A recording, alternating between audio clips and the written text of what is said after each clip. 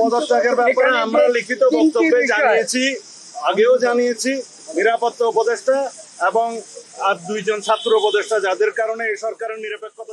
মাত্র দিন 20 আগে এক সংবাদ সম্মেলনে 3 জন উপদেষ্টার অপসারণ দাবি করেছিল বিএনপি। এই 3 জনের অন্যতম জাতীয় নিরাপত্তা উপদেষ্টা খলিলুর রহমান। পরদিন ছিল প্রধান উপদেষ্টার সাথে বিএনপির বৈঠক। সেই বৈঠকেও বিএনপি নেতারা খলিলুর রহমান সহ 3 উপদেষ্টাকে অপসারণের দাবি জানান। কিন্তু অপসারণ দূরের কথা, লন্ডনে বিএনপির ভারপ্রাপ্ত চেয়ারম্যান তারেক রহমানের সাথে প্রধান উপদেষ্টার বৈঠকে অংশ নিলেন সেই খলিলুর রহমান। হোটেলে তারেক রহমানকে অভ্যর্থনাও জানান তিনি।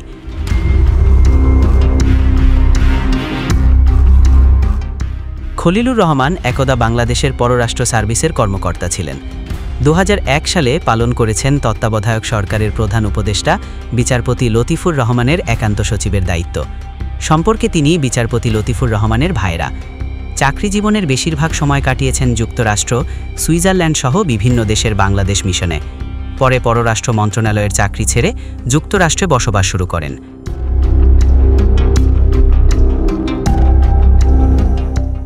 যুক্তরাষ্ট্র থেকে এনে খলিলুর রহমানকে প্রথমে রোহিঙ্গা সমস্যা বিষয়ক হাই রিপ্রেজেন্টেটিভ নিয়োগ দেয় অন্তর্বর্তী সরকার। তখনই তার নাগরিকত্ব নিয়ে কথা ওঠে, তবে সেটা খুব একটা জোরালো ছিল না। সমস্যা শুরু হয় জাতীয় নিরাপত্তা উপদেষ্টা হিসাবে নিয়োগ দেওয়ার পর। জানা গেল মিয়ানমারের রাখাইন রাজ্যে মানবিক সহায়তা পাঠানোর জন্য করিডোর দেওয়ার কথা বিবেচনা করছে সরকার। প্রথমে একথা জানিয়েছিলেন পররাষ্ট্র উপদেষ্টা।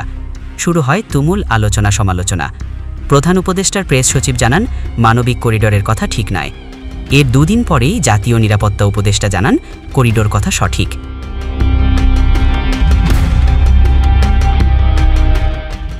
দেশের নিরাপত্তার সাথে জড়িত এমন একটি বিষয় নিয়ে সশস্ত্র বাহিনীর সাথে আলোচনা করেনি অন্তর্বর্তী সরকার।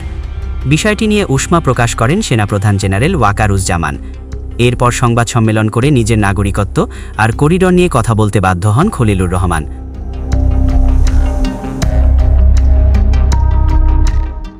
করিডোর নিয়ে বড় রাজনৈতিক দল বিএনপির সাথেও আলোচনা করেনি সরকার, বরং করিডোর নিয়ে এক এক সময় এক এক রকম বক্তব্য দিয়ে বিতর্ক সৃষ্টি করেছেন জাতীয় নিরাপত্তা উপদেষ্টা।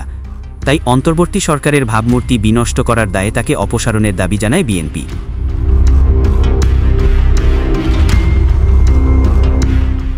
তবে বিএনপির এই দাবিকে পাত্তা দেননি প্রধান উপদেষ্টা ডক্টর মোহাম্মদ ইউনূস, বরং লন্ডন সফরে উপদেষ্টা খলিলুর রহমানকে সাথে নিয়ে গেছেন।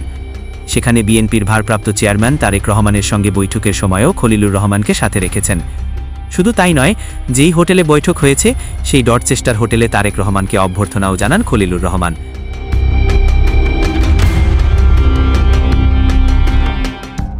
রাজনৈতিক বিশ্লেষকরা বলছেন লন্ডনে খলিলুর রহমানকে সাথে রেখে বিএনপিকে একটি বার্তা দিতে চেয়েছেন প্রধান উপদেষ্টা। সেটি হল, বিএনপি নিজেদেরকে অনেক শক্তিশালী মনে করলেও অন্তর্বর্তী সরকার সেটি মনে করে না।